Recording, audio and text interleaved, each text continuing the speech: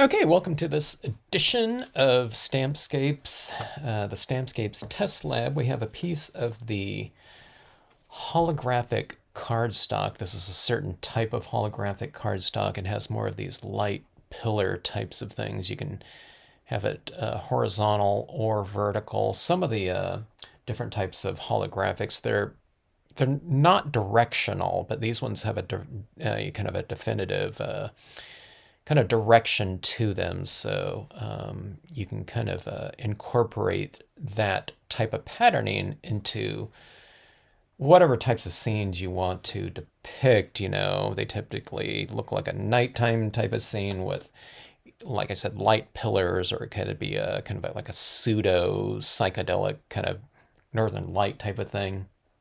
But let's take a look at how I use them, okay? So you can stamp really large types of solid imagery across them, and it would stand up to this type of patterning. So, for example, like maybe some dark pine trees or something like that against here. We have just kind of a vast range of contrast in there, going from something very light to something very dark. Okay, so if you do things that are kind of too airy, they might not show up on here. So if it was like a cabin or something like that with a rooftop, you'd have all these different types of colors and patterns showing right through the top of the roof, unless the rooftop was solid black or something like that. Okay, so that being said, one of the ways that I use this type of paper is with the Brilliance inks. Okay, so I'm going to apply this on here. The Brilliance ink will dry on here, but it won't adhere. So what you have to do is you have to apply it on here and then spray seal it, okay? And then you can, do other types of things on top of that sealed surface, or you can just finish your piece and then spray seal the the media down to the surface. Okay. Now, like I said, I mean, you can use something like StazOn, but you can't really blend with StazOn because it's like a permanent pen. It would be like trying to blend like a Sharpie pen or something like that on here, okay? So I want to stamp some imagery on here that's a little bit more airy, okay? Meaning they're not just solid dark silhouettes, okay? So I'm going to do this kind of not exactly this whole scene on here, okay? But I'm going to go for this church on here. And what I'm going to want to kind of depict from this pigment ink is like clouds and mist on this, I don't know, whatever, horizon, I guess. Okay, so I'm going to use a little bit of the torn paper towel technique too on here. Just keep it kind of loose and moving around. That's kind of, for me, it's the trick and something I kind of had to learn. I was being a little bit more kind of, well, I don't know if the word is careful, but more of an exact type of application. But see, I'm going to kind of move this around. So you kind of keep it loose, and I feel that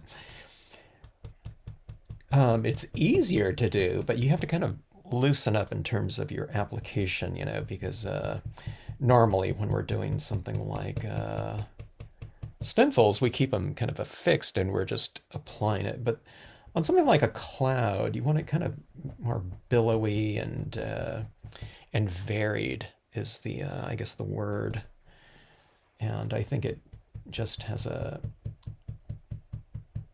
nice end result, and it's a little bit more fluid looking. Okay, it's kind of weird, to do this. I'm kind of still kind of getting the feel of it. I haven't done this a ton, but you can see how this cloud is kind of developing like that. It's a little bit blotchy, and I use the word varied in terms of the application, so it's not all one uniform application of this ink. It's not all applied in the same layering, so it'd be the same kind of opacity.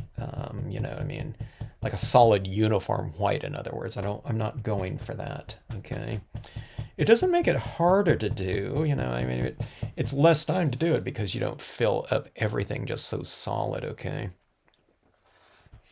You go a bit freehand too, like this, and that's kind of always fun to do as well. And I'm going to use another one of my cutout moons in here too. And, you know, we'll see what that looks like. I don't know if I've done glow-in-the-dark moons over the top of holographic cardstocks before. Okay, so we'll see how it comes out.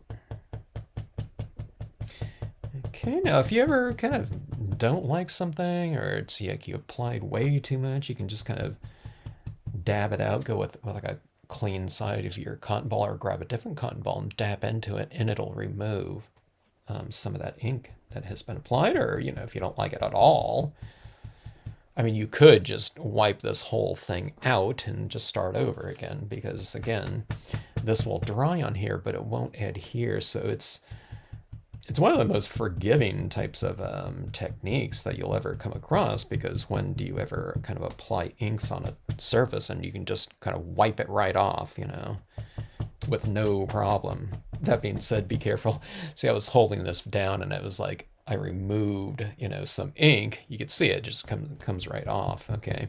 And it'll even come right off when dry.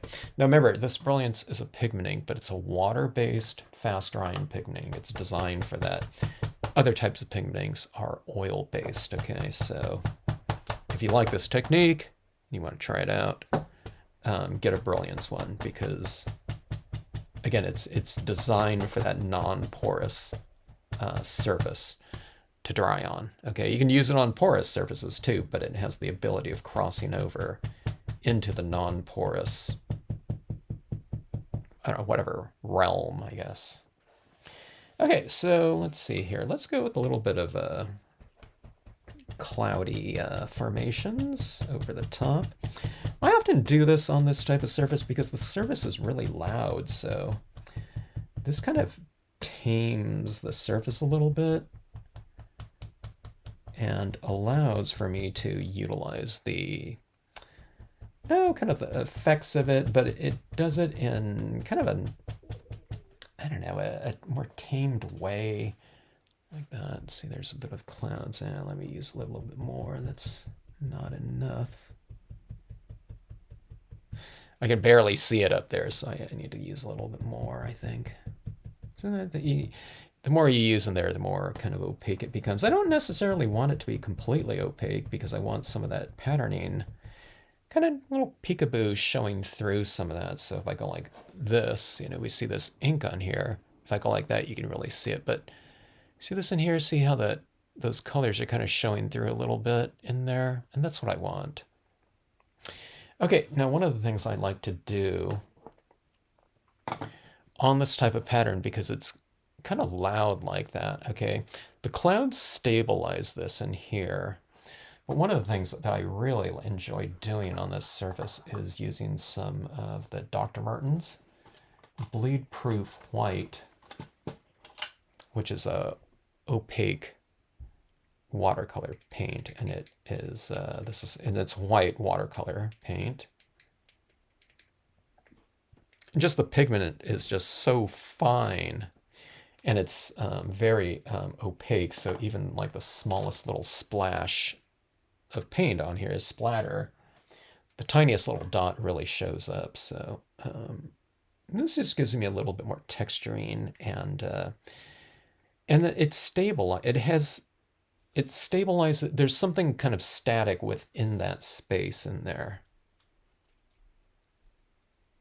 you know, with all that holographic movement. Okay, there's a lot of movement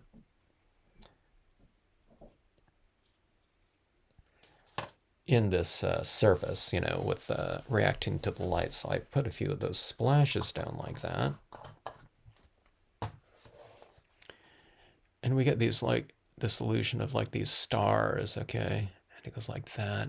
And I think those stars look like they're kind of in back of the lights in many ways. See that right in there? I think that's a really cool and kind of fun type of look in there. And that paint really dries really fast too, so it's really fun. You ever get too much of it down there, you just take a paper towel, dry paper towel, or a cotton ball again, and you can just wipe off some of these stars. Sometimes I splatter paint too much because I get carried away. And it's really fun splatter painting things. I feel like I'm a little kid again in kindergarten doing a splatter painting technique. Okay, so this is a green particular variety of this holographic cardstock. I'm going to use a green paint pen to get some, I don't know, some, stars up there in that color scheme, okay? This is a brand new pen I haven't used yet. So getting it flowing right here. Looks good. And see, doing this too, it's giving me some stars up here that are a little bit of a different scale than those really fine dot splatter paint splashes. Okay, so you see that? There's different stars up there. And again, I'm going to use my moon up there. Okay, so I'm going to take a look at this chapel right here. I'm going to put this, I'll have it going up about like so on this. Now here's the part where I'm never quite sure of which ink I should use. Like I said, I haven't done this technique too much.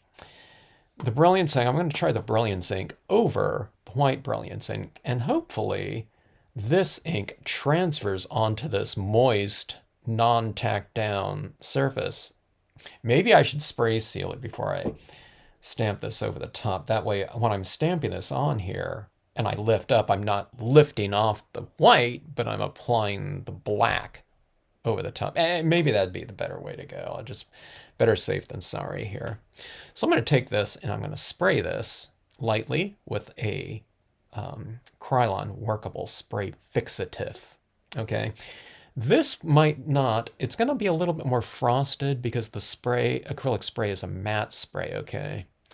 So it won't be as kind of shiny as that. It'll be a little bit more muted. It's not too bad, though, considering, we're going over it with that acrylic spray. But I don't know, I think it'll help me apply my stamp over the top of that. All right, so that'll take me a couple minutes here. Okay, so this has been spray sealed, and if anyone has ever done any type of chalk or pastel work, and you have kind of white, kind of lighting, highlights or something like that, white pastel or white chalks over darker kind of background applications, you know that when you spray seal them, if you spray seal it too much, you start losing some of that white. It just kind of disappears. It becomes like transparent. That's something similar to what happens with a white pigment ink when you spray seal it. So it's not as opaque. Now I could put another layer on here and spray seal it again, but I don't really mind that being a little bit more transparent like that. I mean, I could go over it again and you can hit it in here and it becomes a little bit more layered, and then you spray seal it again. And up here, I don't know if you can see, but it's a little bit more matted looking. It's not quite as glossy, but I think that's still plenty of kind of that holographic effect up there. In fact, I don't know. I wouldn't say it looks better, but sometimes it's a little bit more muted and tamed in terms of a, scenic stamping type of setting.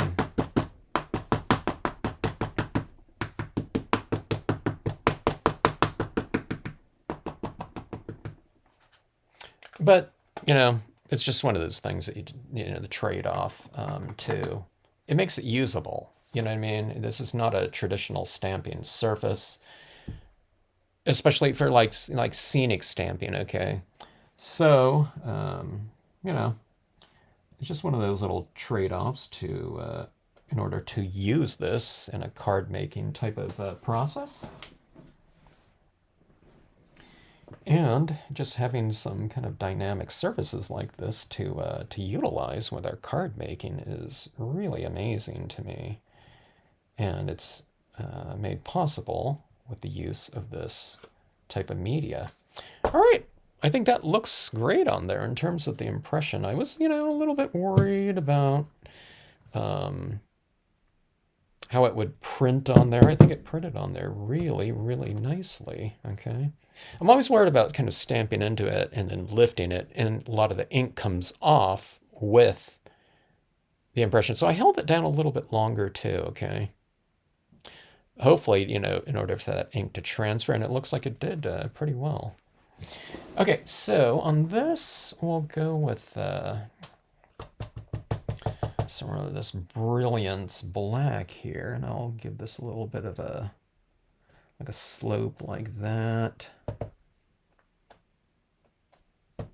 This is supposed to be kind of like an abandoned church scenario. I think that's kind of more of a spookier type of Halloween scenario than, you know what I mean? A church that's still, holding the services and everything like that on, on Sunday, and it becomes haunted, during nighttime or something like that. Let's get some tombstones in here. This composition is going to be a little bit different than the one I did last night. Still has kind of the gist of it, though. All right, now I don't know how much of this tombstone I'll be using here. Maybe more of a foreground type of thing. I'm using about maybe 50% of it here. My impressions aren't like 100% black or like super black. They're more of like a 90% gray, I would say. Okay, and that's again, it's just utilizing this type of surface right here. We are stamping over a lot of that white that's on the background. Not all of our ink is transferring onto this surface as I do this, so it's not going to be like super dark. But I think it's dark enough, and I think it's been really effective. And again, we're not working with a piece of white matte cardstock or something like that. We're using something that's, it's fairly dynamic in comparison. So it gives you really kind of a dynamic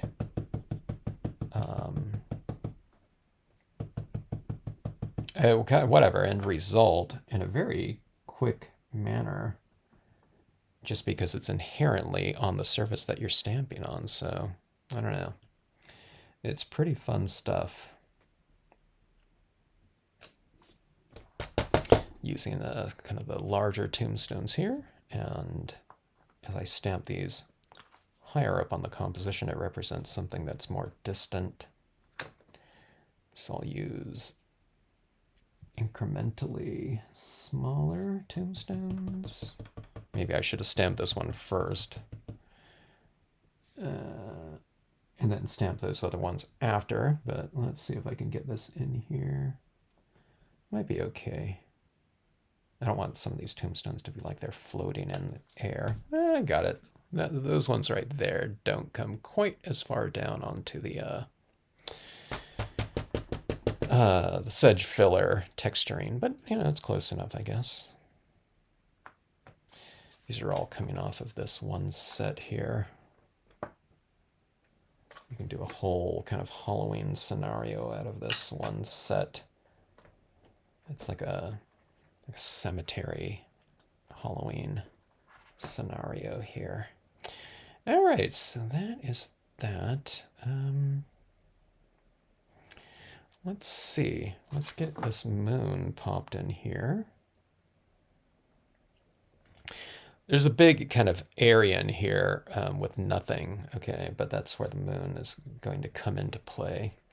This is stamped with the water-based black Brilliance ink, and it's been applied to a piece of the glow-in-the-dark printable vinyl. Printable vinyls have an emulsion coating on there, which is designed to be used with your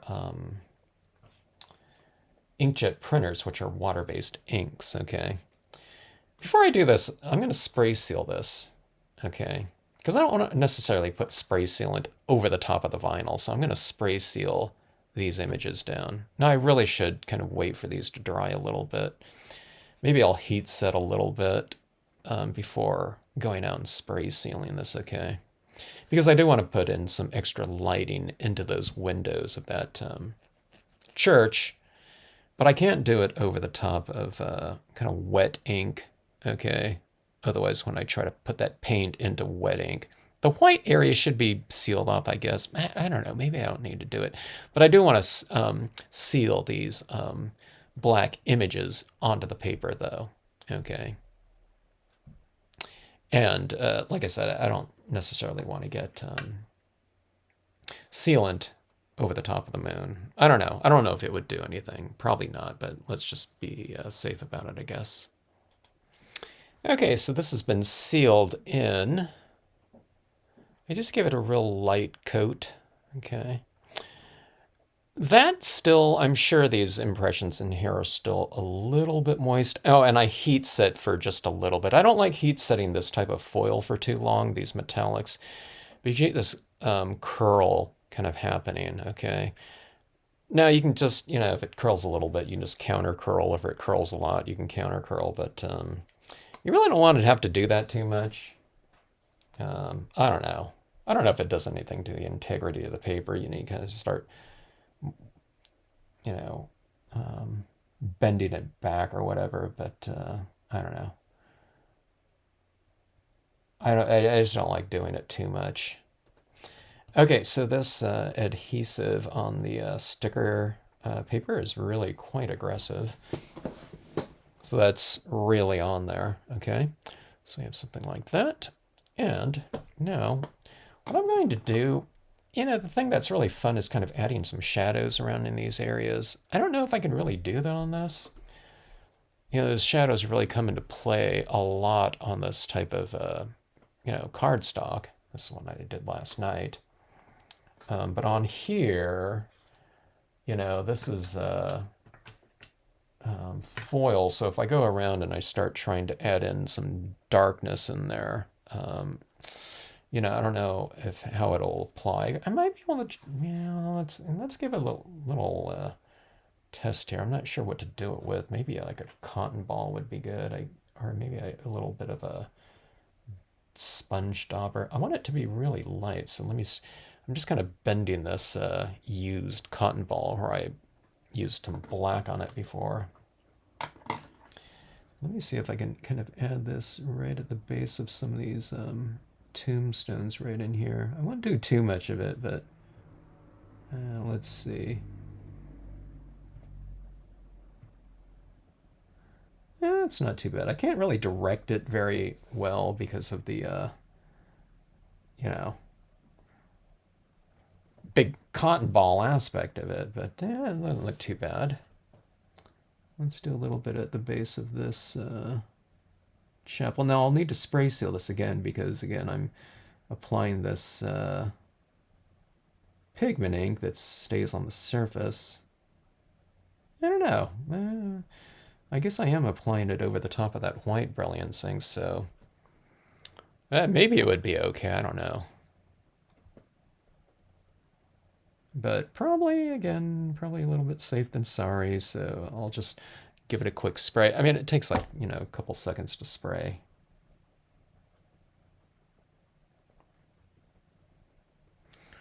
All right, something like that. I think that looked pretty good. I'll have to remember this technique for the future.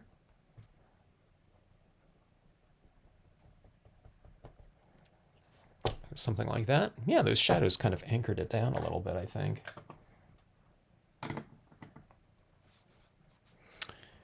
And let's see. Let's get this out of here. Let's go with some interior lighting in that chapel. It kind of gives it a little bit more of an ominous kind of tone when you have these windows illuminated with some light.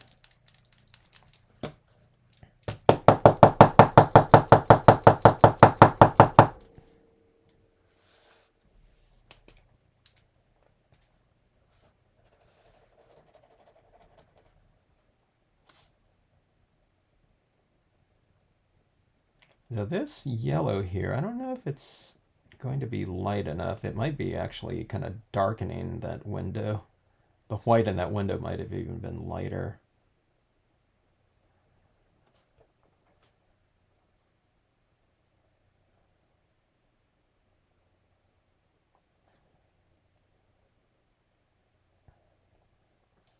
I think it looks pretty good with this yellow.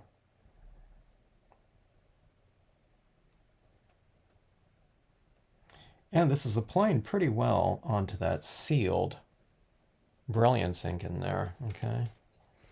Yeah, see that? It has a little bit of a different color and temperature within that area, so I think that stands out pretty decently. All right, so let's see how well my new acrylic paint pen is working. I've been using this new set a little bit, but the newer pens probably flow a little bit better than the older ones. Not because they're, it's changed in terms of the structure of these artistros, but yeah, just a newer tip and everything like that.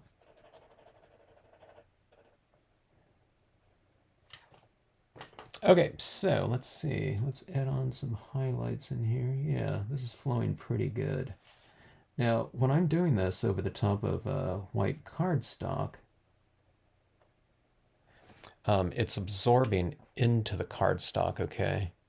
But when you do it on top of foil, it's not really absorbing into that foil. I think I just touched that right there, that tombstone, and it removes some ink or something. Let me go and tone that in a little bit.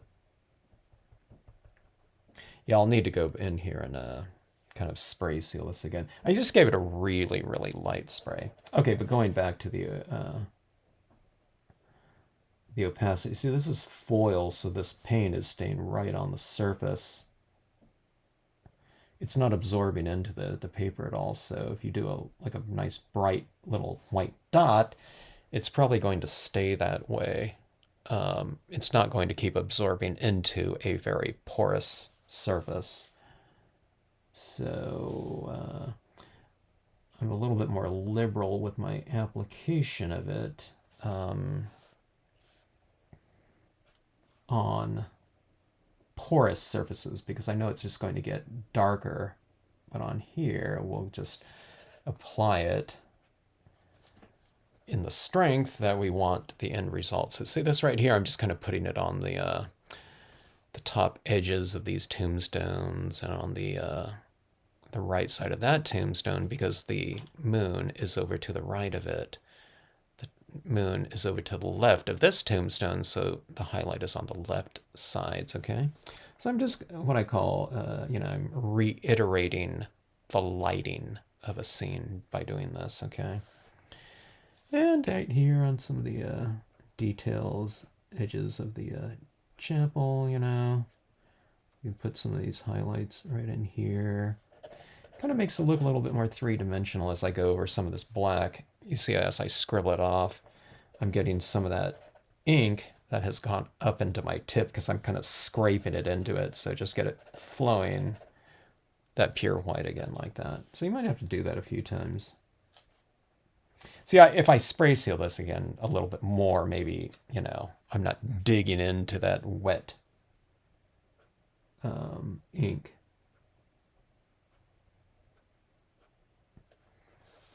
All right, just see some of those little steps right there.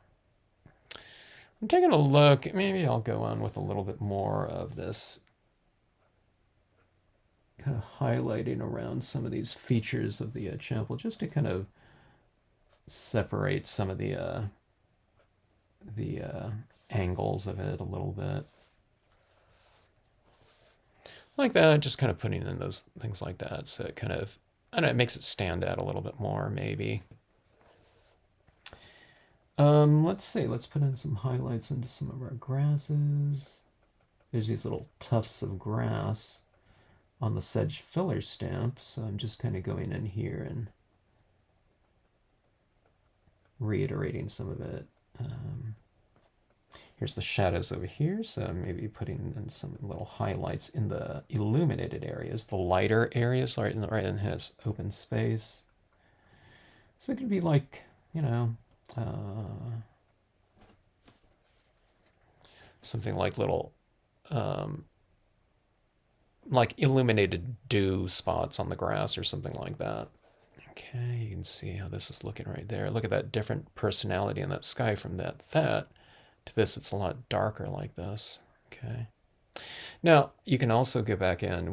Like I said, we lost some of the opacity of some of these clouds by spray sealing it. Now I've spray sealed it twice because I spray sealed the white down and I spray sealed the black imagery down, and I'm going to spray seal it again.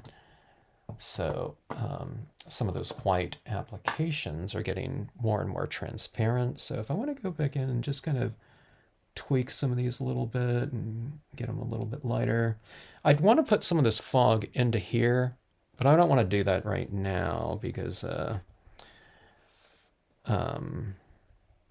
I said, some of that black, I didn't seal it down completely. I just kind of did it to lock it down a little bit so I can work on it. But we'll let it dry a little bit more. Then I'll probably go and spray seal it a little bit more. Then if this is completely dry and spray sealed, I'll come in here and I'll add in a little bit of a tone with some like fog or mist in front of these objects. I won't do too much because there's, it's a small scene and, there's not a huge opportunity for a lot of that down there, without just completely obscuring the objects. But I think couple little tweaks I think will look pretty good. Okay, so adding a little bit of this white into a couple of these areas, making it a little bit more opaque and making it look like some of these clouds and mist are reflecting more of that moonlight.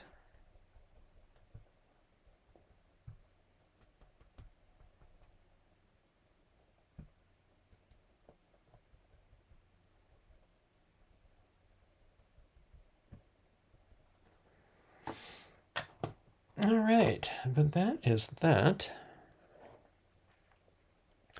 See these like Northern Lights types of looks up there.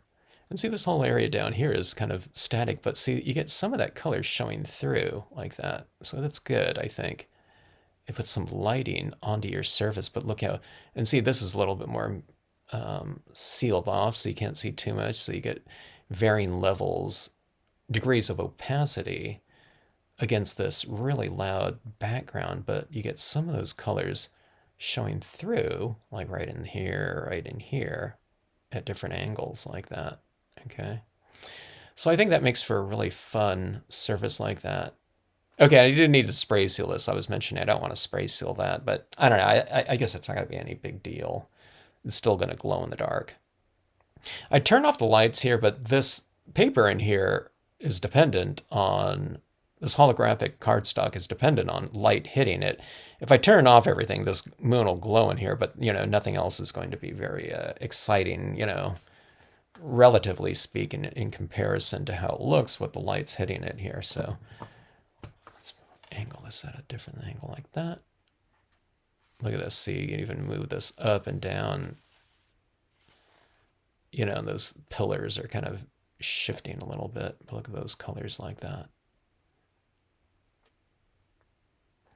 I don't know, that makes for a pretty dynamic surface. I really love that look.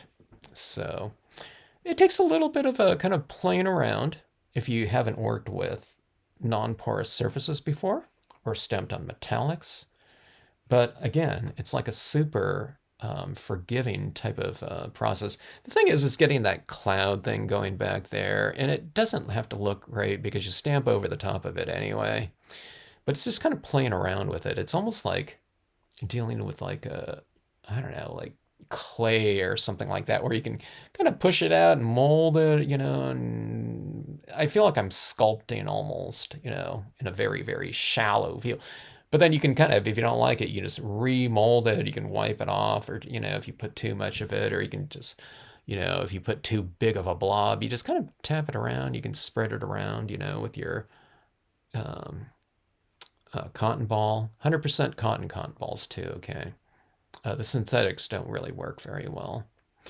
But I don't know. You give it a shot and play around with it. You kind of get the feel of it. But like I know what where everyone's coming from because I don't do this all the time. So kind of when I go back to it, I'm kind of having to relearn a lot of it, or maybe not relearn it, but it's getting the feel of it again. Stamping on those surfaces. So like even on this one, I was kind of questioning if I was going to get a good impression of these stamps on here, you know what I mean? As opposed to stamping into it, lifting off, and it's like, okay, none of that black transferred over, but I just lifted off the wet white, you know what I mean? Or something like that. But experiment around with it, and, I think you'll be happy with the results that you get from it. And just, you know what I mean? We're not going to get these types of looks using inks on a white piece of paper. You have to kind of it's easier just to start off with, this type of surface and to kind of tame it in some ways, a little bit. So it's just a huge amount of fun. And anytime I get the results like this, it's like, oh, it kind of reminds me of why I like using this type of paper so much, or these types of papers, these holographics so much. They're just so much fun. Okay, anyways, quick card.